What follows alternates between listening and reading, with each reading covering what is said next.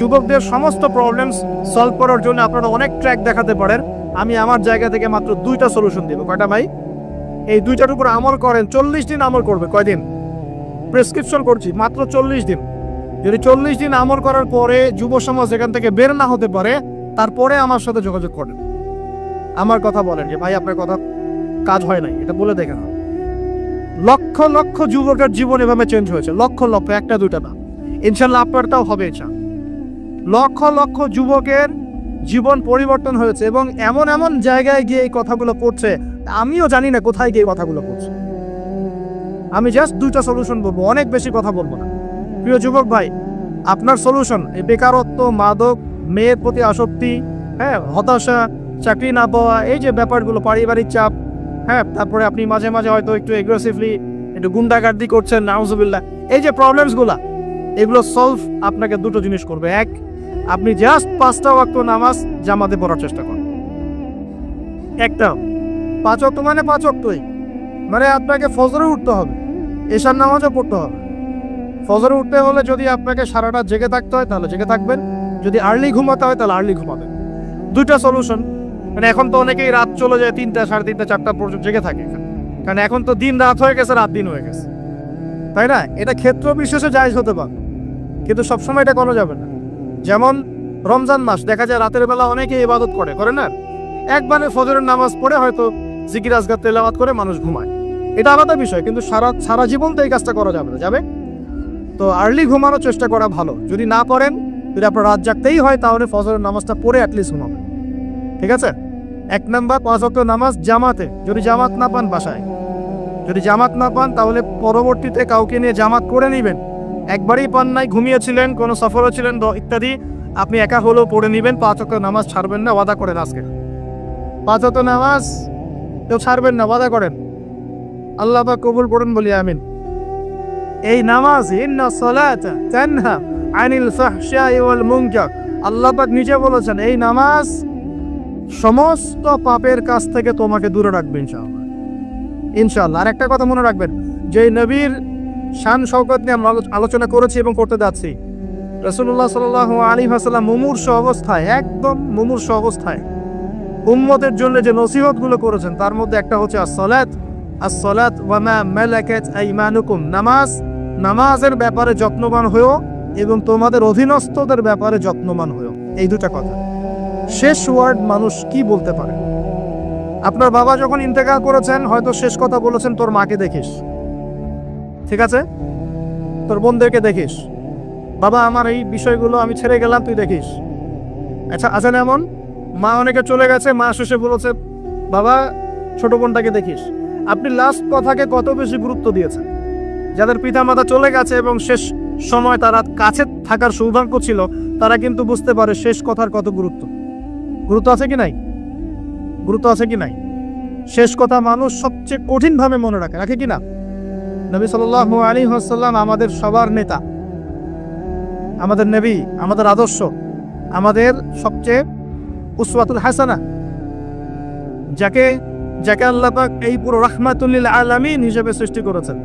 উম্মতের সমস্ত কবিরা গুনাহগার মানুষের জন্য সুপারিশ করে আল্লাহর হুকুমে তাদেরকে জান্নাতে নিয়ে যাবে ইনশাআল্লাহ। সবাই যখন নিজেকে নিয়ে ব্যস্ত থাকবে, তিনি তখন উম্মতকে নিয়ে ব্যস্ত থাকবেন ইনশাআল্লাহ। একটা হাদিসে তিনি উম্মতকে ভাইও বলে সম্বোধন করেছেন।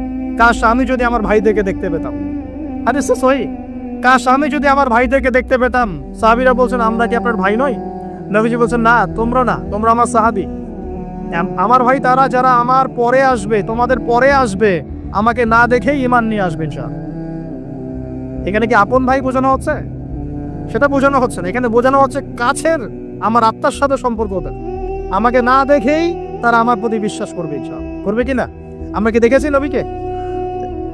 এই মহান ব্যক্তিত্ব জীবনের শেষের দিকে আমাদেরকে নসিহত করেছেন, আসসালাত, নামাজ ধরে রাখো। বসেন। ওয়া মা মালাকাত আইমানুকুম, এবং তোমাদের অধীনস্থদের ব্যাপারে সতর্ক থাকা। অধীনস্থ মানে কি বলেন দেখি? আপনার স্ত্রী আপনার অধীনে থাকে? সন্তান-সন্ততি অধীনে থাকে না? থাকে। কোনো ক্ষেত্রে পিতা মাতাও কি আমাদের অধীনে থাকে না? মানে আমরা আর্ন করতে পারি, পিতা মাতা আর্ন করতে পারেন, উপার্জন করতে পারে না, কিন্তু আমাদেরকে চালানো লাগে না আপনাদেরকে অনেক সময়, হয় কি না? অধীনস্থ মানে আপনার আন্ডারে যে মানুষরা আছে এই মানুষদের ব্যাপারে, তাদের হকের ব্যাপারে সতর্ক থাকবে। কে বলেছেন এটা? আচ্ছা, এখান থেকে নামাজের গুরুত্ব বুঝতে পারলাম কি? যুব সমাজের সলিউশন 1 নাম্বার, 5 ওয়াক্ত নামাজ জামাতে পড়ার চেষ্টা করবেন, আল্লাহ পাক তৌফিক ইনায়াত করুন বলে আমি। 2 নাম্বারটা হচ্ছে, আমার সামনে একটা কিতাব আছে, কিতাবটার নাম কি? সবাই পড়তে জানি ইনশাআল্লাহ? কারা কারা পড়তে জানেন না অনেস্টলি হাত তুলেন দেখুন।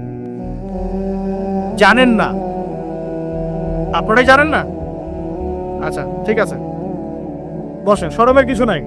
যারা জানেন না ওয়াদা করেন যে আগামী রমজান মাসে, এই রমজান মাসের মধ্যেই কোরআন তিলাওয়াত করা শিখবো ইনশাআল্লাহ। বাঙালি একটা আবেগী জাতি। ওই যে বলি ইস্যু পাগল, মাঝে মাঝে ট্রল করে আর মাঝে মাঝে আবেগে ভাসে। আমাকে বলেন দেখি, আল কোরআনের আলো ঘরে ঘরে জালো, এই স্লোগান তুললেই বাংলার জমিনে একদম ইসলাম কায়েম হয়ে যাবে? কখন ইসলাম কায়েম হবে? যখন আল কোরআনের আলো ঘরে ঘরে জ্বলবে। কখন? যখন প্রত্যেকটা ঘরে ঘরে একটা করে কোরআনওয়ালা মানুষ থাকবে। প্রত্যেক ঘরে ঘরে কি একটা করে হাফেজ আছে? তৈরি করার চ্যালেঞ্জ গ্রহণ করতে হবে। বাংলার প্রতি ঘরে ঘরে একটা করে হাফেজ তৈরি হবে ইনশাআল্লাহ। এটা করলে কি আপনাকে সরকার বাধা দিবে? আপনার নিয়াত করে যদি আপনি সন্তানকে হাফেজ বানান, কেউ বাধা দিবে? কেউ চাপ দিবে? আমরা তো চতুর মুসলিম। কেমন চতুর মুসলিম? আমরা আমাদের সন্তানদের মধ্যে যারা বেশি ট্যালেন্টেড ওদেরকে দিব আগে জেনারেল লাইনে, আর যার একটু মাথা কম তাকে আমরা পাঠাই দিই মাদ্রাসায়, পাঠাই দিই যে আবাসিকে রেখে দিই, থাকতো এখানে, ওকে এখানে পিটাই সোজা করুন। আপনাদের কি মনে হয় যে কোরআন সুন্নাহর জ্ঞানটা অর্জন করার জন্য মাথায় হিলুর দরকার নাই? এমনটা মনে হয়? কোরআন এবং সুন্নাহর জ্ঞান অর্জন করতে সবচেয়ে বেশি প্রজ্ঞা লাগে, সবচেয়ে বেশি মাথা কাটাতে হয়, সবচেয়ে ট্যালেন্টেড ছেলেটাকে দেওয়া লাগতো কোরআন। আমরা উল্টা চলি। এই কারণে দেখা যায় যে কোরআন সুন্নাহ হাতে নিয়েও আমরা এখন ওয়ার্ল্ড অ্যাফেয়ার্সকে ডিল করতে পারছি না, আমরা ওয়ার্ল্ডকে চ্যালেঞ্জ করতে পারছি না। কেন? আল্লাহ রাব্বুল আলামিন আমাদের সবাইকে কোরআন শেখার তৌফিক দান করুন। আল কোরআনের আলো ঘরে ঘরে জ্বলবে তখনই যখন ইনশাআল্লাহ তাআলা আপনাদের প্রত্যেকের ঘরে একটা করে কোরআনওয়ালা মানুষ তৈরি হবে ইনশাআল্লাহ। পারা যাবে তো ইনশাআল্লাহ? নাকি কোরআন সুন্নাহ খালি আলেম ওলামাদের চর্চা করেই হবে? আপনাদের পড়ারও দরকার নাই, জানারও দরকার নাই, বোঝারও দরকার নাই। এখনটা ব্যাপারটা কেমন? কোরআন কি শুধু আল্লাহ পাক আলেমদের জন্য পাঠিয়েছে, নাকি শুধু মুসলিমদের জন্য পাঠিয়েছে, না পুরো মানব জাতির জন্য? পুরো মানব জাতির জন্য আল্লাহ কোরআন পাঠিয়েছে। ওয়াদা করা যাবে ইনশাআল্লাহ যুব সমাজ? ইনশাআল্লাহ আমরা কোরআন তেলাওয়াত তো শিখবই, অর্থ বুঝবো ইনশাআল্লাহ। রাজি আছি ইনশাআল্লাহ? এই রমজান মাসে আল কোরআন 1 খতম দিবেন ইনশাআল্লাহ। প্রত্যেকদিন 1 পারা করে তেলাওয়াত করার চেষ্টা করবেন, আল্লাহ তৌফিক দান করুন। আর যারা আমরা তেলাওয়াত করতে পারি, আমরা চেষ্টা করব আলিফ লাম মিম থেকে একদম মিনাল জিন্নাতি ওয়ান নাস পর্যন্ত অর্থ সহ পড়ার জন্য। পারবো তো ইনশাআল্লাহ? আল্লাহ তৌফিক দান করুন বলি আমিন। যেটা বলছিলাম, আইয়ামে জাহিলিয়াতে এই প্রবলেমসগুলো ছিল, আপনাকে আমি আস্তে আস্তে এখন মেরাজের দিকে নিয়ে যাচ্ছি। আইয়ামে জাহিলিয়াতে প্রবলেমস কি বললাম? 1 নাম্বার কি ছিল ভাই? শিরকের পাপ। 2 নাম্বার বলেন আমার সাথে, রিবা মানে সুদ। 3 নাম্বার মাদক, যেটা আমাদের সমাজে আছে কি নাই? 4 নাম্বার হচ্ছে মেয়েদের অবমাননা। মেয়ে নারী জাতিকে সেখানে খুব একটা মূল্যায়ন করা হতো না। আপনাদের কি মনে হয় এখন খুব মূল্যায়ন করা হয়? হ্যাঁ, এখন খুব মূল্যায়ন করা হয় না? এখন মূল্যায়ন করা হয় ঠিকই, কিন্তু তাদের দেহটাকে কিসে মূল্যায়ন করা হয়? এই দেহটাকেই মূল্যায়ন করা হয়, তাদের ডিগনিটি, তাদের সম্মানকে মূল্যায়ন করা হচ্ছে না। আমরা কত বড় ভণ্ড দেখবেন, নারী অধিকারের কথা বলি কিন্তু পতিতালয়গুলোকে বন্ধ করি না। আমরা যদি সত্যি তাদেরকে ভালোবেসে থাকি, তারা যদি আমাদের সমাজের অংশ হয়, আমাদেরই কারো মা, কারো বোন, কারো আত্মীয় হয়ে থাকে, তাহলে আমরা কি আমাদের অর্থ দিয়ে তাদেরকে কর্মসংস্থানের ব্যবস্থা করে দিতে পারতাম না? কয়জন এই কাজটা করেছে? কয়জন এই কাজটা করেছে বা করার হিম্মত দেখাচ্ছে? ওদেরকে রেখেও দিবে, তাদেরকে ভোগও করবে, করে আবার ওদের অধিকারের আন্দোলনও করবে। কত বড় ভণ্ড জাতি চিন্তা করবে। আমরা একটু নিয়ত করতে পারি তো, আমরা আমাদের অর্থ সম্পদ থেকে আমরা প্রয়োজনে আমাদের পলিটিক্যাল পাওয়ার কাজে লাগিয়ে, আমাদের এখানে যারা অনেস্ট মেম্বার, চেয়ারম্যান, এমপি সাহেব থাকবে, তাদের পলিটিক্যাল পাওয়ারটাকে কাজে লাগিয়ে আমরা আমাদের এলাকাগুলোর মধ্যে সমস্ত অনৈতিক কাজগুলো বন্ধ করে দেব এবং ওই মেয়েদেরকে আমরা ভালো কোনো কর্মসংস্থানের ব্যবস্থা করে দিব। দেখবেন কোনোদিনও শেষেচ্ছা এই পথে পা বাড়াবে না ইনশাআল্লাহ। কোনো মেয়ের কি এই কাজ করতে ভালো লাগে আপনার মনে হয়? কোনো মেয়ে চায় না যে সম্মান বিক্রি করে খেতে হোক, হয়তো পেটের দায়ে বা সামাজিক অন্ধকার জগতে পা বাড়িয়ে দালালের খপ্পরে পড়ে, বা এই যে নারী লিপ্সু কিছু পুরুষ মানুষের খপ্পরে পড়ে এই পথে চলে গেছে। এরা যদি আমাদের আত্মীয় হতো, আমাদের বংশে কেউ হতো, আমাদের কারো মা, কারো বোন, কারো স্ত্রী হতো, তাহলে কি আমরা সমাজে মুখ দেখাতে পারতাম? আমরা কি পশ্চিমা হয়ে গেলাম নাকি? পশ্চিমাদের সমাজে এগুলো জায়েজ। পশ্চিমা সমাজে একটা ছেলে বিয়ের আগে 15-20টা মেয়ের সাথে সেক্স করে, জানেন এগুলা? রিপোর্ট দেখে পশ্চিমা সমাজে প্রতি 6 মিনিটে একটা করে মেয়ে ধর্ষিত হয়। ফ্রি মিক্সিং পর্নোগ্রাফি ওখানে জায়েজ। $92 বিলিয়ন ব্যবসা করে এক বছরে তারা পর্ন ইন্ডাস্ট্রির মধ্য দিয়ে। রিসার্চ করে দেখেন, ওদের ওখানে সমকামিতা বৈধ, ছেলে ছেলের সাথে জেনা করতে পারে না। এমনি কি ভূমিকম্প আসে? এইসব পাপের কারণেই তো আসে। আল্লাহর আযাব গজব কি এমনি আসে? এইসব কারণেই তো আসে। আর এই পাপগুলো তো আমরা এখন আমাদের সমাজে এগুলো জায়েজ করে নিচ্ছি না। ওরা সারা বিশ্বে সুদকে ছড়িয়ে দিয়েছে, ওরা ছড়িয়ে দিয়েছে। সারা বিশ্বে পর্নোগ্রাফি কারা ছড়িয়ে দিয়েছে? ওরা ছড়িয়ে দিয়েছে। সারা বিশ্বে ফ্রি মিক্সিং কারা ছড়াচ্ছে? ওরা ছড়াচ্ছে। প্রত্যেকটা সেক্টরে ফাসাদ সৃষ্টি করেছে এরা। এই জন্য বলি আমি মাঝে মাঝে যে ইয়াজুজ আর মাজুজ আছে না, দুটো প্রজাতি, এদের খাসলত চরিত্র এদের মধ্যে পাওয়া যায়। ইয়াজুজ আর মাজুজ সারা বিশ্বে ফাসাদ সৃষ্টি করবে। সূরা কাহফ পড়ে দেখেন, ইন্না ইয়াজুজ ওয়া মাজুজ মুফসিদুনা ফিল আরদ। ইয়াজুজ আর মাজুজ সারা পৃথিবীতে ফাসাদ, ফিতনা ছড়াই দিবে। এরা কি সারা পৃথিবীতে ফিতনা ছড়াই দেয় নাই? আমি কিন্তু বলছি না যে এরাই ইয়াজুজ মাজুজ, আমি কিন্তু এই কথা বলি। বলছি ইয়াজুজ মাজুজের চরিত্র এদের মধ্যে পাওয়া যায়। বিশ্বের প্রত্যেকটা জায়গায় ফাসাদ সৃষ্টি করে দিয়েছে। কখন কোন দেশকে কোন দেশের সাথে লাগাই দেওয়া যাবে, কার মধ্যে ফিকশন লাগে অস্ত্র বিক্রি করা যাবে, কোথায় কোন খনি আছে দখল করা যাবে, কোথায় কোন মুসলিম আছে ওদেরকে বোম্বিং করা যাবে, কোথায় কারাগারে নিয়ে মুসলিমদেরকে টর্চার করা যাবে, শান্তিপূর্ণ মুসলিম কান্ট্রির মধ্যে কেমন করে জঙ্গি ইস্যু তৈরি করা যায়, সারাদিন এই ফিকির করে বেড়ায়। এখন সবকিছু বাদ দিয়ে এখন শিক্ষাক্ষেত্রে মাথা ঢোকানোর চেষ্টা করছে। তো এখন দেখেন, আমরা কি পশ্চিমাদের দাসত্ব করব? আমাদের সামনে কোরআন সুন্নাহ নাই। আমরা যদি আমাদের মেধা, আমাদের ঐক্য, আমাদের সম্পদকে কাজে লাগাতে পারি, ওরা আমাদের দাসত্ব করবে ইনশাআল্লাহ। আপনাদের কি মনে হয় এগুলো শুধু স্লোগান দিচ্ছে? 1150 বছর, 1200 বছর এই বিশ্বটাকে মুসলিমরা শাসন করেছে। ইতিহাস পড়ে দেখেন না একটু। রাসূল সাল্লাল্লাহু আলাইহি ওয়াসাল্লামের নবুয়ত থেকে নিয়ে, এই মক্কা বিজয় থেকে নিয়ে প্রায় 1100-1200 বছর এই বিশ্বটাকে শাসন করেছে মুসলিমরা। এই ইতিহাসগুলো মুসলিম যুবকদেরকে কারা শেখাবে, কারা বলবে, কে মনে করাই দিবে? বিগত 100 বছরে আজকে আমাদের এই অবস্থা হয়েছে। কেন হয়েছে? এই যে বললাম, আমরা তাওহীদ থেকে সরে আসছি, সুন্নাত থেকে সরে আসছি। আমরা এখন মাদকের পিছনে ছুটছি, আমরা নামাজ ছেড়ে দিয়েছি, কোরআন ছেড়ে দিয়েছি। এই যে দেখেন কতজন মানুষ হাত তুললো যে কোরআন পড়তে পারে না। অথচ সাহাবীদের যুগে মনে হয় মশাল নিয়ে একজনকে খুঁজে পাওয়া যাবে না যে কোরআন পড়তে পারে না। ওই যে আপনার আন্দালুসের একটা ঘটনা আছে, বাদশাহ মেয়ের বিয়ে দিবে, এখন সবাইকে বলেছে যে আমি মেয়ের বিয়ে দিব, ছেলে খুঁজতেছি। এখন আমি চাই যে একজন হাফেজে কোরআন ছেলের সাথে আমার মেয়ের বিয়ে দিব। যাদের ঘরে হাফেজে কোরআন ছেলে আছে সবাই রাত্রেবেলা মশাল জ্বালাবে, একটা করে মশাল জ্বালিয়ে রাখবে। আর বাচ্চা রাতের বেলা গভীর রাতে এই টাওয়ারের উপর উঠেছে, উঠে দেখে তার রাজ্যের প্রতিটা বাসায় মশাল জ্বলছে। মানে সবাই কোরআনে হাফেজ। পরের দিন শর্ত দিল যে সবাই তো কোরআনে হাফেজ, এখন আমি কার সাথে আমার মেয়ের বিয়ে দেব? কোরআনের মুফাসসির যারা তার সাথে দেব। পরের দিন যখন উনি টাওয়ারে উঠেছেন, দেখেন যে সব ঘরে মশাল জ্বলছে। এখন সবাই কোরআনে তাফসীর করতে যান। তারপরে আরো কঠিন শর্ত দিয়েছে যে হাদিসের উপর গবেষণা কারা করেছে, হাদিস বেত্তা কারা। এবার কোরআন হাফেজ, তাফসীর এবং হাদিস জানে কারা। এবার দেখা গেছে অর্ধেক আলো জ্বলতেছে ঘরে, পুরো দেশের অর্ধেক আলো জ্বলতেছে। এইভাবে প্রায় 8-10টা ধাপে ধাপে তিনি জামাই সিলেক্ট করেছেন। জামাই পেতে এত কষ্ট। সবাই ভালো মানুষ, এর মধ্যে ভালো কোথায় খুঁজে বের করব? তো দেখেন, আমরা যে ইসলাম থেকে সরে আসছি, এই কারণে আজকে বিগত 100 বছরে আমাদের এই অবস্থা হয়েছে। আল্লাহ পাক আমাকে এবং আপনাদের সবাইকে 5 ওয়াক্ত নামাজি বানায় দেন, দোয়া করি। এই নবীর সুন্নতের পাবন বানিয়ে দেন, পরিপূর্ণ ইসলাম পালনে তৌফিক দান করেন, এবং পরিস্থিতি বুঝে ইসলামকে নিয়ে মধ্যম পন্থায় এগিয়ে যাওয়ার তৌফিক দান করেন। এবং শৈথিল্যতাবাদীও হবেন না, চরম পন্থাও যাবেন না। এই দুটো পথই খারাপ। এগ্রেসিভলি কিছু করে কোনো লাভ নেই। আর আপোষে একটা কান্ট্রির মধ্যে, রাষ্ট্রের মধ্যে আপোষে মারামারি কাটাকাটি করে কোনো ফায়দা নেই, বরং উম্মার ঐক্যটা নষ্ট হয়ে যায়।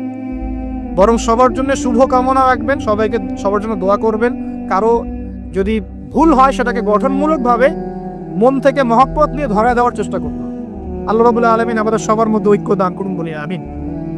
এইরকম সমস্যায় জর্জরিত সমাজে চারটা আরেকটা প্রবলেম ছিল গোত্রীয় হানাহানি। পাঁচটা প্রবলেম হচ্ছে: 1 শিরক, 2 নাম্বার মাদক, 3 নাম্বার সুদ, 4 নাম্বার মেয়েদের অবমাননা, আর 5 নাম্বার হচ্ছে আপনার গোত্রীয় হানাহানি, মানে মারামারি কাটাকাটি করতো তারা। এই প্রবলেমসগুলো কি এখনকার যুগে নাই? এখনকার বিশ্বে নাই? আচ্ছা, এরকম একটা সমাজে আমাদের নবীকে আল্লাহ পাক নবী করে পাঠালেন, বলেন সুবহানাল্লাহ। এখন ওই সমাজে থেকেও কি নবীজি পাপের সাথে যুক্ত হয়েছিলেন? তিনি এইরকম পাপে নিমজ্জিত সমাজে থেকেও কোনো পাপের সাথে যুক্ত হন নাই। এবার নবী সাল্লাল্লাহু আলাইহি ওয়াসাল্লাম প্রথম ওহী প্রাপ্ত হলেন সূরা আলাকের প্রথম 5টা আয়াত। আল্লাহ পাক বলছেন, ইকরা বিসমি রাব্বিকাল্লাযী খালাক, পড়ুন আপনার রবের নামে যিনি আপনাকে সৃষ্টি করেছেন। নবীজি ওহী প্রাপ্ত হয়ে বাসায় ফিরে আসলেন।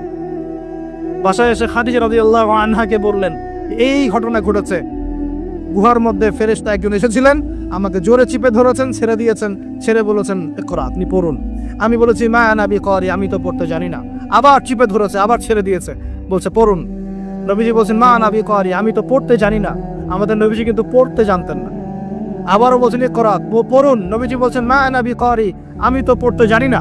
চতুর্থবার তিনি বলছেন ইকরা বিসমি রাব্বিকাল্লাযী খালাক, খালাকাল ইনসানা মিন আলাক, ইকরা ওয়া রাব্বুকাল আকরাম আল্লাযী আল্লামা বিল কলম আল্লামাল ইনসানা মা লাম ইয়ালাম।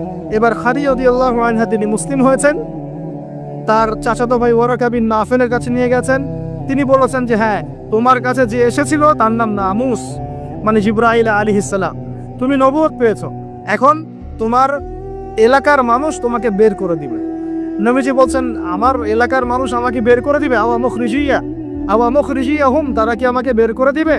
তখন নবীজিকে বলা হচ্ছে হ্যাঁ, এর আগে যার কাছে এই ওহী এসেছে তাকেই তার কম বের করে দিয়েছে। নবীজি দাওয়াতি কাজ করতে থাকলেন। প্রথম 3 বছর গোপন দাওয়াত। কয় বছর?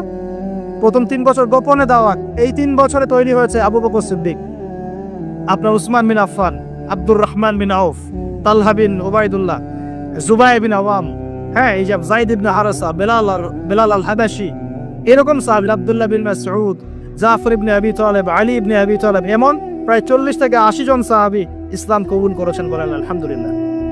এরপর 4র্থ বছর থেকে প্রকাশ্যে দাওয়াত দেওয়া শুরু হলো।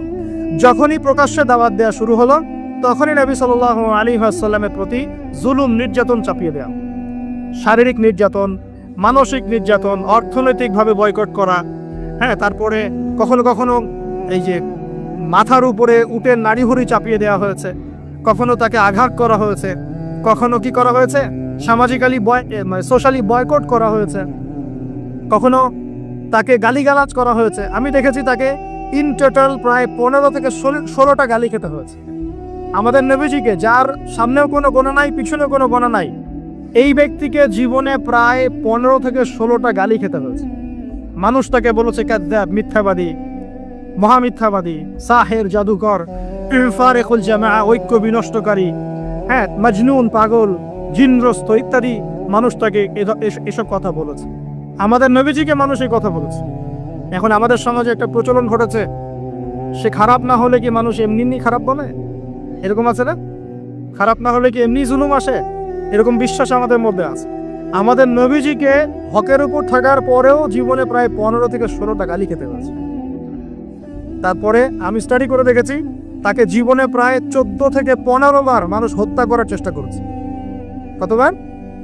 14 থেকে 15 বার। এমনকি মক্কা বিজয়ের দিন যখন তিনি কাবা ঘর তাওয়াফ করছিলেন, ওই সময় একজন ব্যক্তি ভিতরে ছুরি নিয়ে এসে তাকে মারার চেষ্টা করেছে। কি বলবেন? এখন নবী সাল্লাল্লাহু আলাইহি ওয়াসাল্লামের চেয়ে ভদ্র কোনো মানুষ আছে? নম্র হিতাকাঙ্ক্ষী কোনো মানুষ আছে? উত্তম চরিত্রের কেউ আছে? তাহলে তার জীবনে এমন কেন হয়? উত্তর, যখন আপনি পরিপূর্ণ হকের উপর থাকবেন, তখন আপনাকে চতুর্দিক থেকে বাধা পেতে হবে। আপনার পরিবার থেকে বাধা আসবে, আপনার বন্ধু মহল থেকে বাধা আসবে, আপনার কোনো সময় দেখা যাবে স্ত্রী শত্রু হয়ে যাচ্ছে, সন্তান শত্রু হয়ে যাচ্ছে, হ্যাঁ, সমাজে আপনি চলতে যাচ্ছেন, সমাজের মানুষ আপনাকে সেভাবে গ্রহণ করছে না, আপনি আনসোশাল হয়ে যাচ্ছেন, অনেক সমস্যা হতে পারে।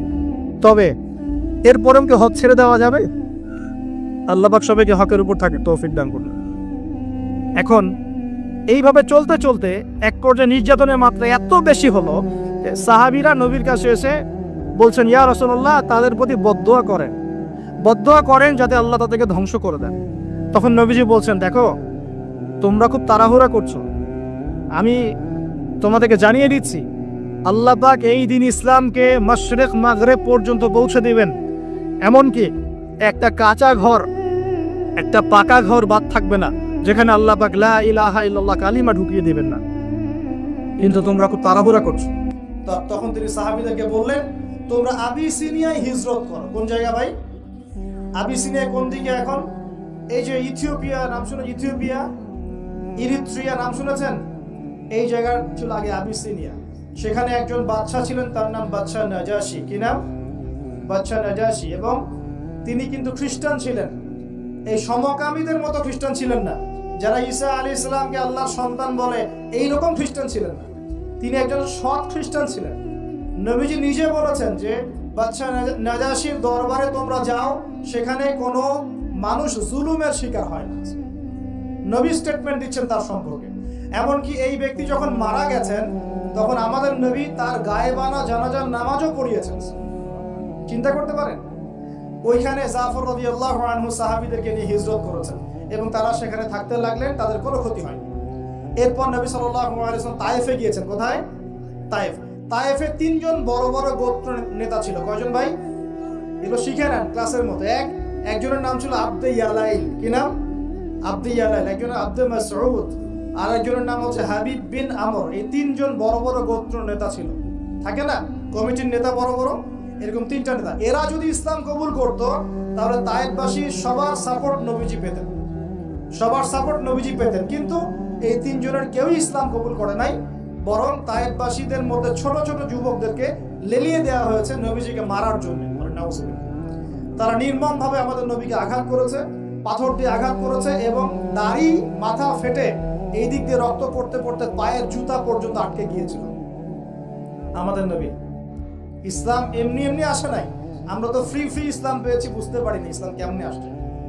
যদি বুঝতাম, সাহাবীরা তো দেখেছেন ইসলাম কিভাবে এসেছে, এই কারণে জীবন দিয়ে দিলেও ইসলাম থেকে সরতেন না।